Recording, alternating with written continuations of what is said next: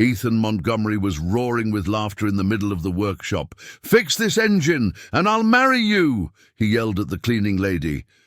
Chloe, a single mother, picked up the wrench with steady hands. What happened next wiped the smile off his face for good. "Before we start this story, tell me where you're tuning in from. Go ahead and grab some coffee, get comfortable on your couch, and please don't forget to support us. You just need to hit the like button, and I'll know you enjoy this kind of story. Ready? Let's begin."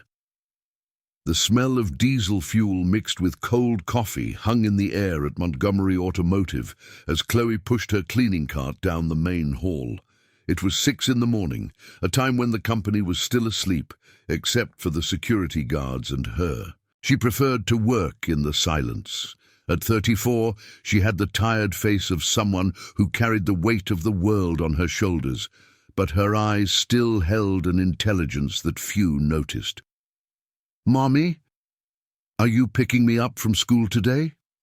Sophie had asked the night before, clutching her worn-out teddy bear. "I always do, sweetie, always." It was a promise she made sure to keep. After Sophie's father vanished from their lives 3 years ago, Chloe swore to herself she would be both mother and father. The janitor job at Montgomery Automotive wasn't glamorous, but it paid the bills and allowed her to be present in her daughter's life. Ethan Montgomery arrived at 7 on the dot, as always.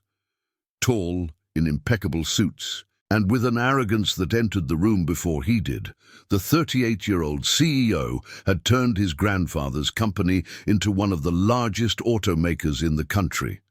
He was also known for treating his employees like replaceable parts. "Chloe, the conference room is a mess. The Japanese investors arrive at 10, he said without even looking at her, walking straight past. She nodded in silence. She knew that a mess to Ethan meant anything out of place, even if it was just a glass of water on the table. While wiping down the glass boards in the conference room, Chloe couldn't help but look at the blueprints spread across the table. Engine diagrams, technical specifications, energy efficiency calculations. Her heart ached. She recognized every line, every symbol. It was her language, one she hadn't spoken in years. Fascination or envy? Ethan's voice made her jump. "Sorry, Mr. Montgomery. I was just cleaning, I know. But you were looking at these papers like you understand them." Chloe lowered her gaze, returning to her work. "I don't understand any of this," Ethan scoffed. "Of course not. These are state-of-the-art automotive engineering designs. It took me years to find the best engineers in the country." "The very best?" she asked without thinking. He paused, surprised by the question. "What do you mean by that?" Chloe felt her face flush. She had said too much. "Nothing, sir. I'm sorry." No, you clearly meant something. Say it." Her heart pounded. "It's just, well, I read an article about an engineer who developed a revolutionary engine years ago, Chloe Evans. They said she could have changed the entire industry, but she disappeared from the market." Ethan frowned. "Chloe Evans. That name sounds familiar. She created a combustion system that increased efficiency by 40% and cut emissions in half. But the project was stolen, and she lost everything." "How do you know so much about this?" Ethan studied her with curious eyes. I like to read at the public library about cars, engineering." Chloe went back to wiping the table, trying to escape the interrogation. Ethan picked up one of the blueprints from the table. "Do you know what this is?" It was an electronic fuel injection schematic. Chloe knew every bolt of that design. An injection system. "And this?" He pointed to a sequence of numbers. "Compression ratio." The answer came out automatically. Ethan stared at her in silence for several long seconds. "Chloe, are you sure you're just a janitor?" Before she could answer, Chris, the chief engineer, rushed into the room, his face pale. "Ethan, we have a problem. A huge problem." The prototype's engine blew. Chris said, still out of breath. Literally blew up. Ethan let the papers fall onto the table. What do you mean it blew up? It was running perfectly in this morning's tests. Suddenly total overheat. Now it's completely destroyed. Chloe stopped cleaning, listening to the conversation. Ethan ran a hand through his hair, messing up his perfect hairstyle for the first time since she'd known him. Chris, the Japanese investors will be here in 2 hours. This presentation is worth a $400 million investment. Without a working engine, we have nothing to show them. Ethan, I know, but there's no way. It would take at least 3 weeks to build another prototype. 3 weeks? Ethan yelled. They fly back to Japan tomorrow. Chloe watched the scene in silence, but her eyes were fixed on the wreckage of the engine that Chris had brought in on a tray. Even destroyed, she could identify the problem. She saw the exact point where the cooling system had failed, the shoddy weld that caused the leak, the miscalculation in pressure that led to the overheating. And we don't have a backup engine, Ethan asked. We have the old engine, the one you wanted to scrap, but it has chronic efficiency problems and we could never get it to run for more than 15 minutes without overheating. Ethan kicked a chair. Perfect, absolutely perfect. 3 years of work down the drain. Ethan, maybe we can postpone the meeting, make up some excuse. Postpone. Ethan laughed bitterly. You don't get it. These Japanese investors have 5 other proposals on the table from other countries. If we cancel today, they'll sign with a competitor tomorrow. We lose not only this contract, but any chance of entering the Asian market. Chloe continued to analyze the engine's remains. Her brain worked automatically, identifying each component, each flaw. It was like riding a bike. You never forget. How much time until the meeting? Ethan asked. 1 hour and 40 minutes. 1 hour and 40 minutes to perform a miracle. Ethan sank into his chair.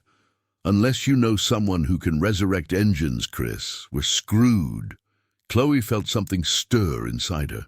That familiar feeling of a technical challenge. The adrenaline of solving the impossible. These were feelings she had buried years ago, along with her dreams and her career.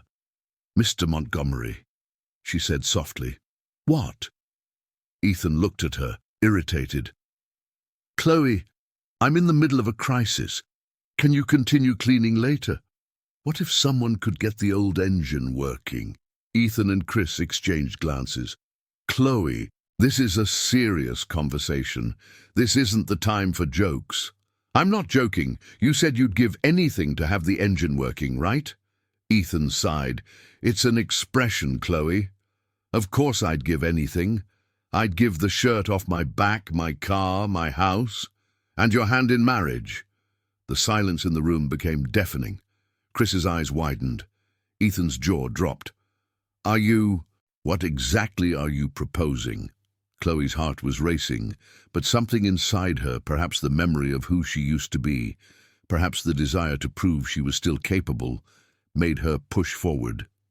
I can get that engine running in 1 hour, but if I do, you marry me.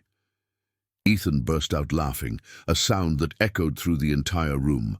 Are you serious? Chloe, you're a janitor. You clean floors, and now you want me to believe you understand high-performance engines? I'm dead serious. Ethan laughed even louder, attracting the attention of other employees passing in the hallway. This is rich. The janitor wants to fix the engine that 3 engineers couldn't, and she wants to marry me as the prize.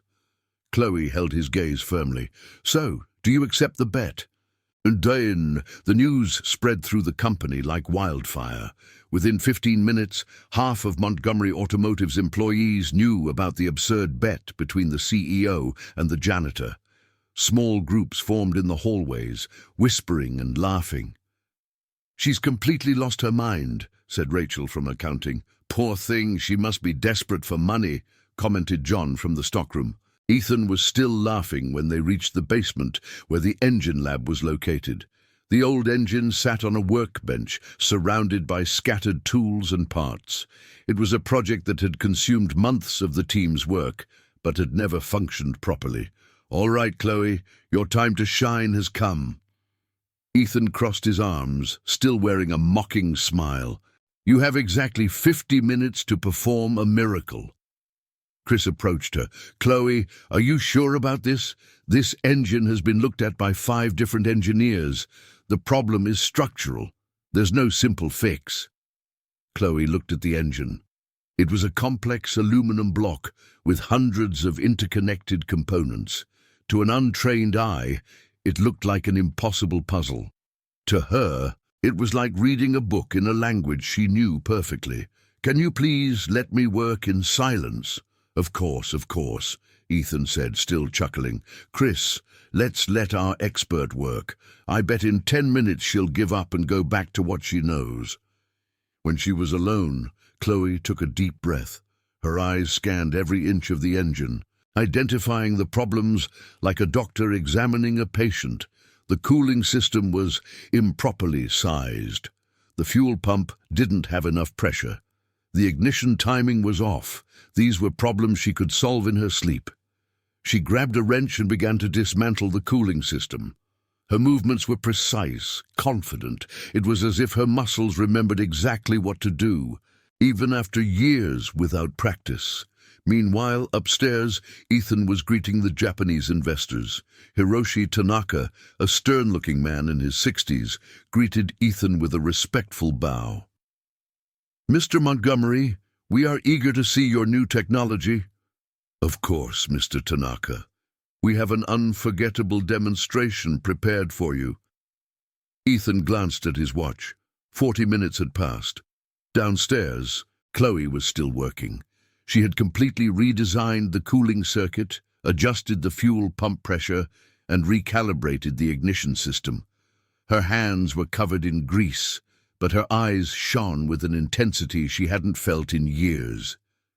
"Chloe Evans," she whispered to herself, "you're still here." There were 15 minutes left on the clock when she started the engine for the first time. The initial roar was uneven. It coughed for a few seconds, but then it settled into a perfect rhythm. Chloe smiled.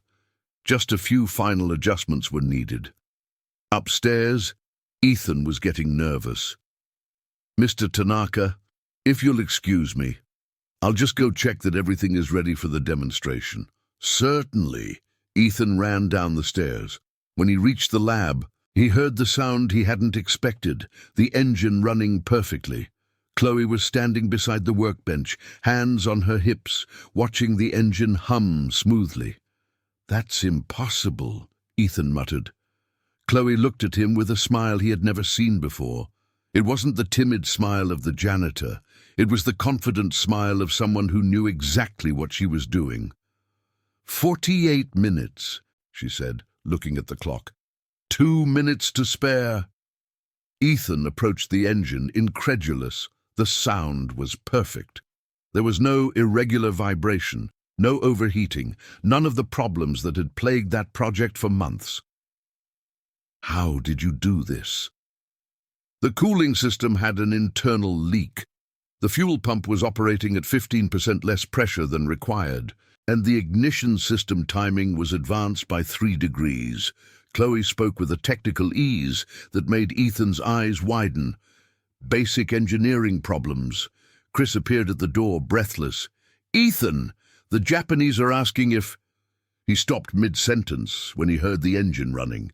"My God," he whispered, "how is this possible?" Ethan was silent for several long seconds, watching the engine run with a smoothness his team had never managed to achieve.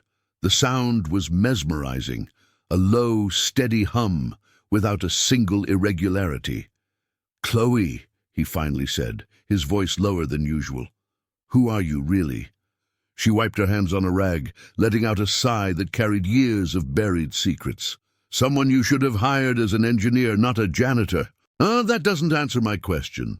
Chris approached the engine, still in disbelief. "Ethan, this is technically impossible. This engine has structural flaws that simply can't be fixed with simple adjustments." "Yes, they can," Chloe said, "if you know where to look." Ethan stared at her with an expression she couldn't decipher. Surprise? Anger? Admiration? "Have you been making a fool of me?" You made a fool of yourself when you assumed a janitor couldn't know anything about engines. The tension in the room was palpable. Chris looked from one to the other, unsure how to react. "Mr. Montgomery." Rachel's voice echoed down the stairs. "The investors are asking when the presentation will begin." Ethan ran a hand over his face. "Chloe, we'll talk about this later. Right now, you need to honor your part of the deal," she said, cutting him off. "What deal?" "You said if I fixed the engine, you'd marry me. I fixed it." Ethan let out a nervous laugh. "Chloe, that was a joke, an expression. You can't have taken that seriously." "I did, and you said it in front of Chris. He's a witness." Chris swallowed hard. "Well, technically." "Chris, you will say nothing," Ethan snapped. Chloe crossed her arms. "So you're not a man of your word." "I am a man of my word, but that wasn't a real promise. It was to me, and I held up my end." Ethan glanced at the clock. The Japanese investors had been waiting for 10 minutes. His career was at a crossroads. On one hand, he had a perfectly running engine, thanks to a woman he had completely underestimated. On the other, he was being emotionally blackmailed by the same person. "Chloe, let's do this. I'll go up, give the presentation. We'll close the $400 million deal, and then we'll talk about this." "No, now." The firmness in her voice surprised him. This was no longer the timid janitor who cleaned his office every day. This was someone else entirely. "Chloe, be reasonable. You can't seriously want to marry me. You don't even know me." "And you know me?" Ethan paused. It was a simple question, but it hit him like a punch. How many times had he spoken to Chloe beyond giving orders? How many times had he asked how she was, if she needed anything, what her life was like outside of work? Well, you don't know me. To you, I'm invisible, just another piece of office furniture." Chloe took a step toward him. "But today I became visible, and now you have to deal with it." "Mr. Montgomery," Rachel's voice came again, more urgent this time. "Please, the Japanese are threatening to leave." Ethan looked at the running engine, then at Chloe, then at Chris, who was clearly uncomfortable with the whole situation. "Fine," he said finally. "Fine, we'll figure this out. But first, the presentation." Chloe nodded. "First, the presentation, but after we talk about the wedding." Ethan ran up the stairs, leaving Chloe and Chris alone in the lab. "Chloe," Chris said quietly, "what you did was incredible, but are you sure you want to go through with this marriage thing?" Chloe looked at the engine she had fixed, listening to the perfect sound it made. "Chris, 3 years ago I lost everything. My career, my dreams, my dignity. Today I proved that I'm still capable. Now I want back what was taken from me." "And you think marrying Ethan will give you that?" Chloe smiled. "I think Ethan Montgomery has no idea what just happened." Upstairs, Ethan tried to maintain his composure in front of the Japanese investors, but his mind was entirely focused on what had happened in the lab. Hiroshi Tanaka and his 2 assistants watched his every move with strict attention. "Mr. Montgomery, forgive our impatience, but we have a flight at 6 p.m. "Of course." "Mr. Tanaka, let's get straight to the point." Ethan turned on the projector. "Allow me to introduce the future of automotive engineering." As he gave the technical presentation, explaining the engine specifications, his mind couldn't stop thinking about Chloe. How had she solved a problem in 40 minutes that his team had been struggling with for months? And more importantly, who was she really? "Very impressive in theory," Tanaka said, "but we would like to see the engine running." Ethan swallowed hard. "Of course. Let's go to the lab." On the way to the basement, Ethan whispered to Chris, "Please tell me that engine is still running. It was when I left." When they arrived at the lab, Chloe was gone. The engine was still running perfectly, purring softly on the workbench. Tanaka and his assistants approached, clearly impressed. "Excellent sound," Tanaka commented. And the temperature? Ethan checked the gauges. Optimal temperature, optimized consumption. Efficiency is 40% higher than the previous model. Tanaka spoke in Japanese with his assistants for a few minutes. Ethan tried to stay calm, but his hands were sweating. "Mr. Montgomery," Tanaka said finally, "we are very impressed. We would like to close the deal." Ethan smiled, but his relief was cut short when one of Tanaka's assistants asked a specific technical question about the configuration of the cooling system. Ethan looked at Chris, who also seemed lost. "Well, that's a very technical specification. Let me check with our engineer responsible for the modification." "Engineer?" Tanaka raised his eyebrows. No engineer was mentioned in the presentation. Ethan felt the ground give way beneath his feet. "She's a new hire." At that moment, Chloe appeared at the lab door. She had cleaned up and changed from her janitor's uniform into a simple but well-fitting business outfit that Ethan had never seen her wear. "You called for me?" she said, walking in with a confidence that surprised everyone. Ethan stared at her, dumbfounded. Without the janitor's uniform and with her hair down, Chloe looked like a completely different person. There was something in her posture, in her gaze, that radiated professional competence.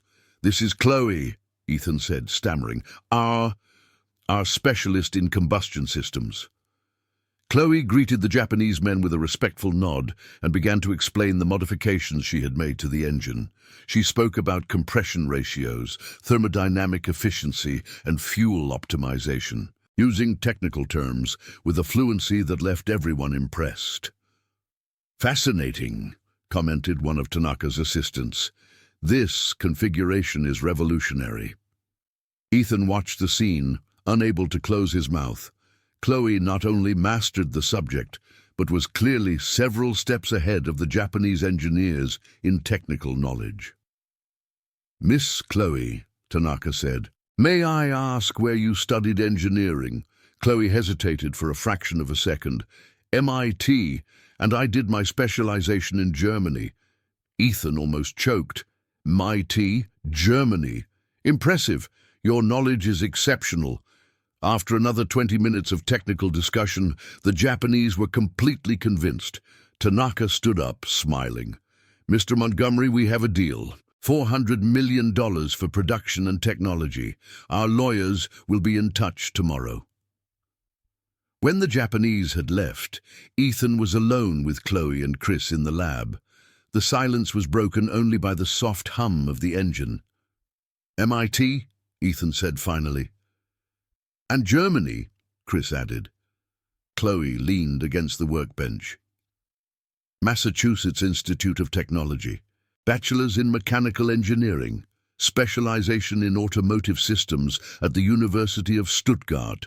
2 years of postdoctoral work in clean engine technology." Ethan sat down in a chair, trying to process the information. "You have a PhD?" "I do." "And you're working as a janitor?" "I was." Ethan ran his hands over his face. "Chloe, this makes no sense. Why would someone with your background be cleaning floors?" Chloe looked him directly in the eye. "Because sometimes life forces you to start from scratch, but that doesn't mean you lose who you are." "Ethan," Chris said quietly, "you just closed the biggest deal in the company's history thanks to her." Ethan nodded slowly. "Yes, I know." "So now what?" Chloe crossed her arms. "Now we talk about the wedding." Ethan looked at Chloe as if he were seeing her for the first time. And, in a way, he was. The woman before him wasn't the timid janitor he had known for 2 years. She was a brilliant engineer who had just saved his company. "Chloe, we need to talk seriously," he said, gesturing for them to sit. "About all of this. I'm here." Ethan took a deep breath. "First, I need to apologize. I've treated you terribly all these years. You deserved respect, and I never gave it to you. Thank you for acknowledging that. Second, I need to understand, why didn't you tell me who you were? Why work as a janitor if you're an engineer from MIT? Chloe was quiet for a moment, looking at her own hands. Because when you lose everything once, you learn to be invisible. It's safer. Lose everything how? Ethan, she said, looking up, have you ever heard of Chloe Evans? Ethan frowned. Chloe Evans. Why does that name sound familiar? Because 3 years ago, Chloe Evans was considered one of the most promising automotive engineers in the country. She had developed an engine that could revolutionize the industry. 60% higher efficiency, 70% lower emissions. Ethan's eyes widened. You're Chloe Evans. I was. But you disappeared. There were rumors your project was stolen, that you were sabotaged. Chloe nodded. My fiancé at the time, Ryan Sanders, was my business partner. We were going to launch the technology together. A week before the investor presentation, he registered all the patents in his name, emptied our bank account, and disappeared. Ethan was silent, processing the information. I lost everything, the project, the money, the company, my reputation, and then I found out I was pregnant. Chloe smiled sadly. Sophie was born in the middle of all that chaos. Is that why you came to work here? I needed a job where no one would check my resume too closely. Janitor doesn't require a degree, and I needed to stay invisible while I took care of my daughter. Ethan stood up and began to pace the room. Chloe, that's unbelievable. You could have told me. I would have given you a position in engineering immediately. Ethan, you barely looked at me when I cleaned your office. Why would I believe you'd give me a chance? It was a painful question, but a fair one. Ethan knew she was right. And now, he asked, what do you really want? Chloe stood up as well. I want my life back, my career, my professional recognition, my dignity. And the wedding? Was that serious? Chloe stared at him for several long seconds. Ethan, you're a smart, successful, handsome man, but you're also arrogant, condescending, and you treat people like they're invisible. Ethan lowered his head. I know, but today I saw something different in you. I saw surprise, respect, even admiration. I saw the man you could be if you stopped thinking you were better than everyone else. Chloe, I'm not in love with you, Ethan. It would be a lie to say that, but I see the potential for something real between us. If you can learn to see the people around you, if you can learn to see me. Ethan stopped in front of her. And if I can, if I change, then maybe one day this marriage forced by circumstance could become something real. And if I can't, Chloe smiled, then at least I'll have my career and my dignity back, and you'll have learned a lesson in humility. Ethan couldn't deny the strange logic in her proposal. Chloe, this is crazy. It is crazy, but sometimes the best things in life start with a little bit of crazy. Ethan looked at the perfectly running engine. In a few hours, Chloe had saved his business, closed the biggest deal of his life, and turned his world upside down. If I agree to this craziness, he said finally, what are the rules? Chloe smiled for the first time since she'd taken off her janitor's apron. Rule number 1, I want to be recognized as the chief engineer of this company. Done. Rule number 2, I want a salary that matches my qualifications and experience. Done. Rule number 3, I want you to respect me as a professional and as a person. Ethan extended his hand. Done. But I have conditions too. What conditions? Chloe asked, looking at Ethan's outstretched hand, but not yet shaking it. First, I want complete honesty between us. No secrets, no games. If this is going to work, it has to be based on truth. Chloe nodded. I agree. Second, I want to meet Sophie. If we're going to be a family, even an unconventional one, I want to be a part of her life. Chloe's heart tightened. Sophie was her absolute priority. She's the most important thing in my life, Ethan. If you hurt her in any way, I won't hurt her, I promise. Chloe studied his face, searching for signs of sincerity. Third condition? Third, we're going to do this right. An official engagement. A real ceremony, not a sham. If we're getting married, we're going to do it properly. Chloe smiled. All right, Mr. Montgomery, you have a deal. They shook hands in the middle of the lab, sealing perhaps the strangest alliance in American corporate history. 2 weeks later, the news of the engagement between the CEO of Montgomery Automotive and the new chief engineer was on the front page of every business journal in the country. What no one knew was that the chief engineer was the same woman who had been cleaning the company's offices for the past 2 years. Chloe was in her new office, reviewing engine designs, when Rachel from accounting appeared at the door. "Chloe, can I talk to you?" "Of course, come in." Rachel sat down, clearly uncomfortable. I wanted to apologize." "Apologize for what?" "Dear, for all the times I treated you poorly when you worked in housekeeping, for the jokes, the comments I didn't know." Chloe held up a hand, interrupting her. "Rachel, you didn't know I had a PhD in engineering. But that doesn't justify treating someone who works in housekeeping poorly. Honest work deserves respect, regardless of a diploma." Rachel lowered her head. "You're right, I was prejudiced. Thank you for recognizing that and for apologizing." When Rachel left, Ethan appeared at the door. "How's the first day as chief engineer going?" "Interesting. 3 people have already come to apologize for treating me badly when I was a janitor." Ethan came in and closed the door. "And how do you feel about that?"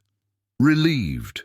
Not because of the apologies, but because I'm finally doing what I love again." Ethan sat in the chair across from her desk. "Chloe, can I ask you a personal question?" "Sure. Are you scared? About this wedding, I mean. About our situation?" Chloe stopped writing and looked at him. "I am. Are you?" "Yes, very." "Why?"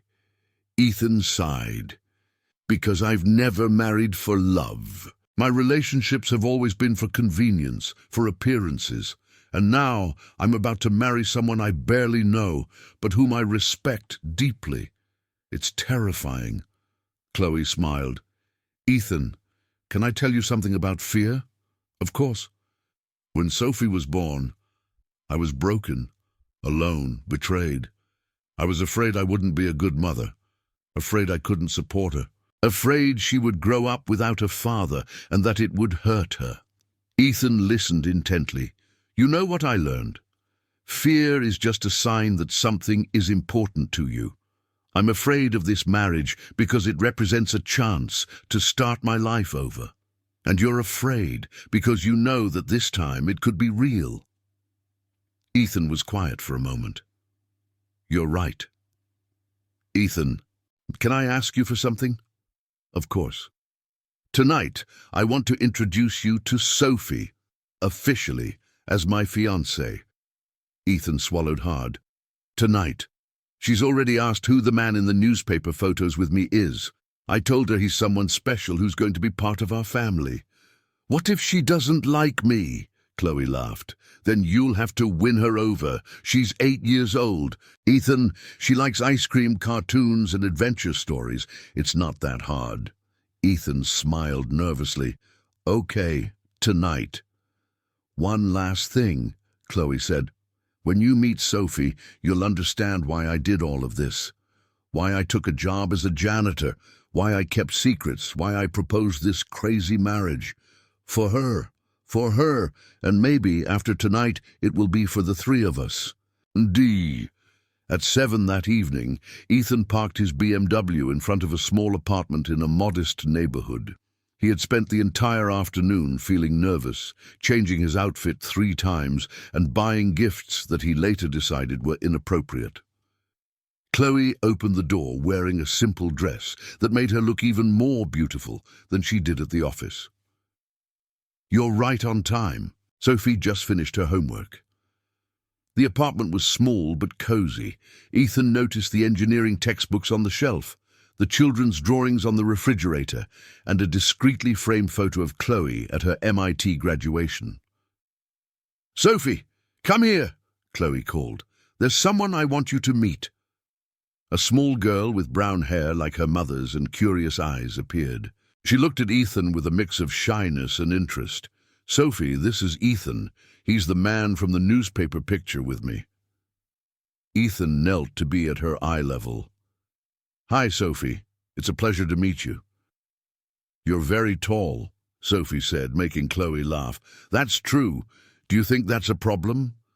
Sophie thought about it seriously. "No. Tall people can reach things on the top shelf."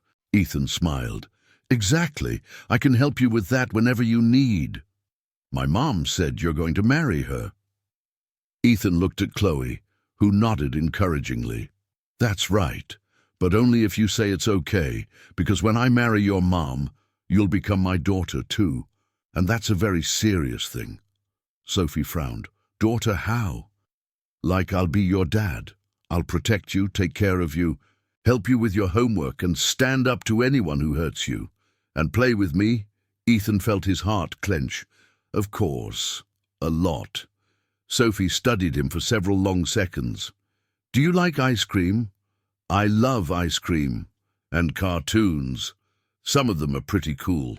"And are you going to be nice to my mom? Because some men aren't nice to moms." The question caught Ethan by surprise. How did an 8-year-old have that kind of insight? "Sophie, I promise I will always treat your mom with kindness and respect." "Even when you fight?" Ethan looked at Chloe again. "Even when we fight?" Sophie nodded, seeming satisfied. "Okay, you can marry my mom." Chloe laughed, wiping a tear from her eye. "Thank you for your permission, Princess." During dinner, pizza that Ethan had brought, Sophie talked about school, her favorite teacher, and the book she was reading.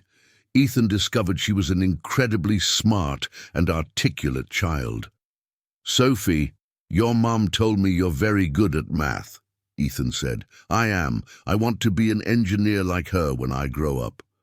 She always wanted to be an engineer. Always. She shows me the cars on the street and explains how the engine works. It's really cool. After dinner, Sophie asked Ethan to help her reach a book on the high shelf. When he handed it to her, she said, "You were right. Tall people are useful." When it was time to put Sophie to bed, she looked at Ethan. "Can you tell me a story?" Ethan glanced at Chloe, who smiled encouragingly. "Of course. What kind of story do you like?" "Adventure with brave princesses." Ethan sat on the edge of her bed and made up a story about a princess engineer who built castles on wheels to travel the world and save other kingdoms. Sophie listened, fascinated, asking technical questions about how the castle worked. When Sophie finally fell asleep, Ethan and Chloe left the room quietly. "How did I do?" he asked. "Better than I expected," Chloe said, smiling. "She likes you." "She's incredible, Chloe. Smart, funny, sweet. She's my life." Ethan pulled her close. "And now she's going to be our life." Chloe looked into his eyes. "Ethan, can I confess something?" "Of course. When I proposed this marriage, I thought it would just be a way to get my career back. But tonight, watching you with Sophie, seeing how hard you tried to win her over, I think this could be something more." Ethan smiled. "Something like what?" "Like love. Real love." He kissed her forehead gently. "I think you might be right." 3 months later, on a sunny Saturday morning, Ethan woke up to the smell of pancakes coming from the kitchen. He and Chloe had decided to move in together a few weeks before the wedding, which was a month away. He found Sophie sitting at the kitchen table with flour on her face and a proud smile. "Ethan, look what I made!" On the table was an uneven stack of pancakes, some burnt, others raw, but all made with love. "Wow, Sophie, did you do this all by yourself?" "Mommy helped a little, but I mixed everything." Chloe emerged from the kitchen, also with flour in her hair, laughing. She wanted to surprise you. Ethan tried a pancake and made an exaggeratedly delicious face. "This is the best pancake I've ever had in my life," Sophie giggled. "You're lying, it's a little burnt." "A little burnt? It's perfect, just how I like it." Just then, Ethan's phone rang. It was Chris. "Ethan, sorry to bother you on a Saturday, but we have a situation here at the office." "What situation?" "Ryan Sanders is here. He wants to talk to Chloe." Ethan felt his blood run cold. Ryan Sanders, Chloe's ex-fiancé who had stolen her designs and destroyed her life. He wants what? To talk to Chloe. He says it's about the old projects, that he has a proposal. Ethan looked at Chloe, whose smile had vanished. She had heard the name Ryan. "Chris, we're on our way." "Ethan, no," Chloe said. "I don't want to see that man." "Chloe, maybe it's important. Maybe it's a chance for you to get back what's yours."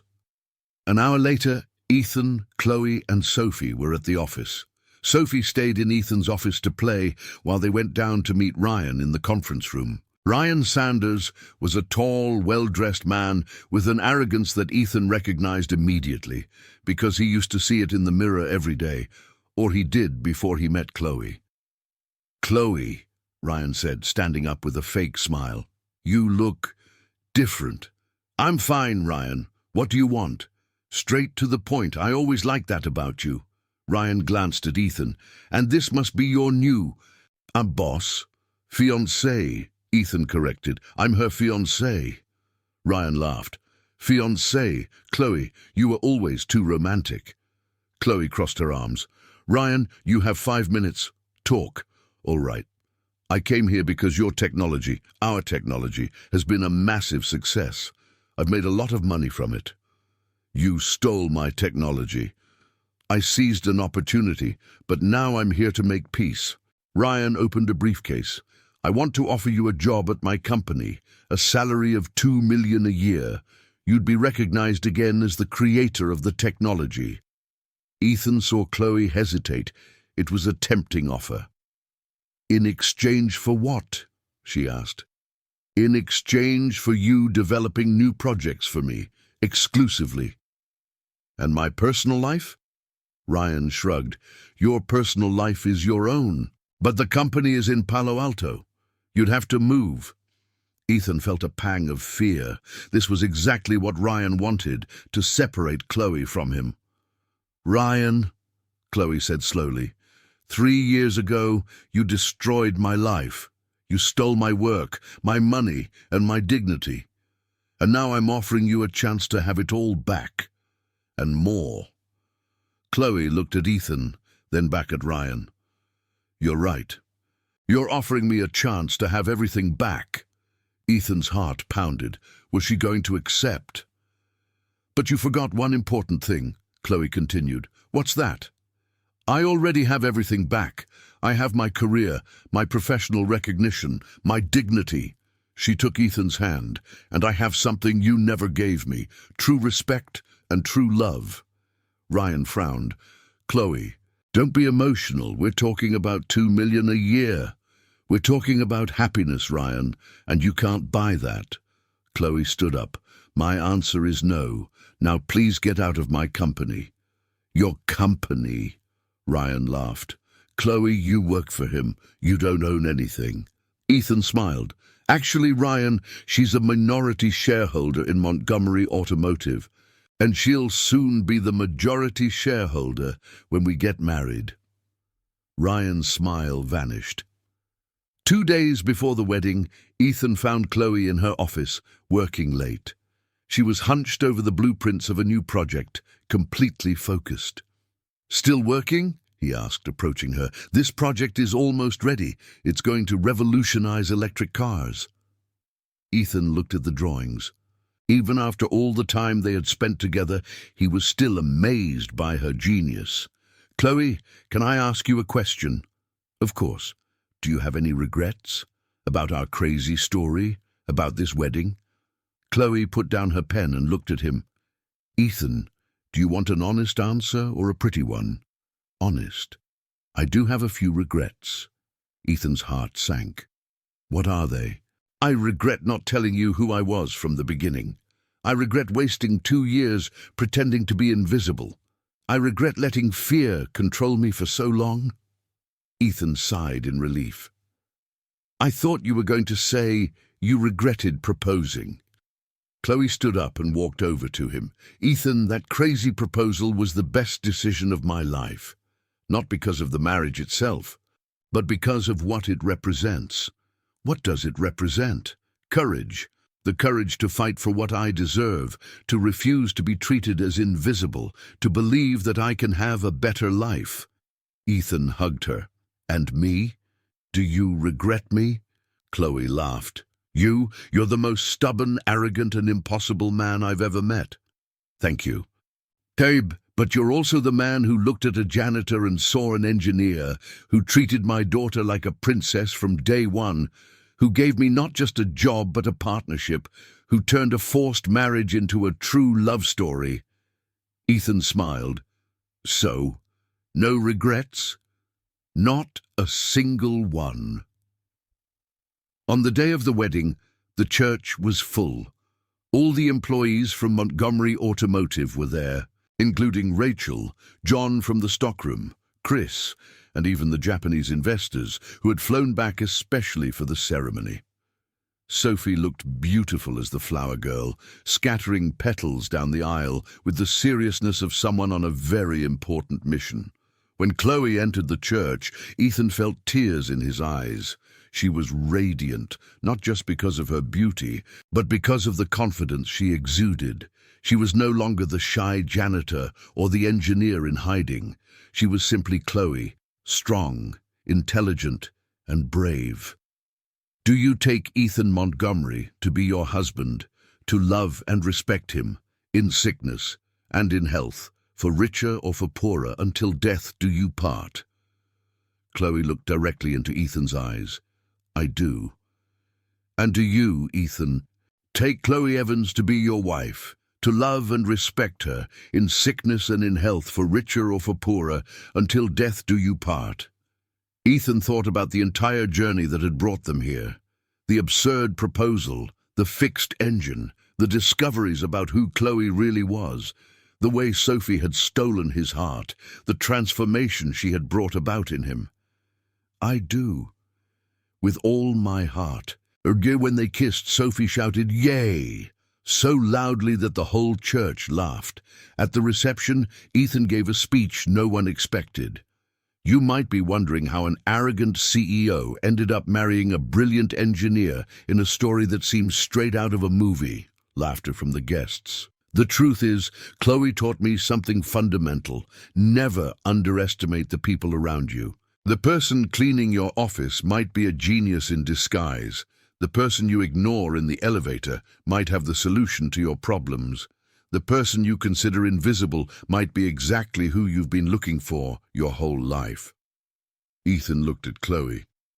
Chloe taught me that true love isn't about finding someone perfect. It's about finding someone who inspires you to be a better version of yourself. 6 months later, Montgomery Automotive launched the most efficient line of electric cars on the market, developed by Chief Engineer Chloe Montgomery. The company's value tripled. Sophie got a little brother, Peter, who was born with his mother's eyes and his father's stubbornness. And Ethan learned that sometimes the best stories begin with the most absurd proposals.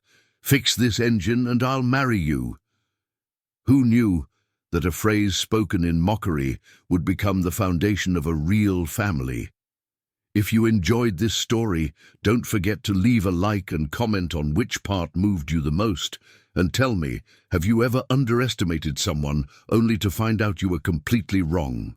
Share your experience in the comments.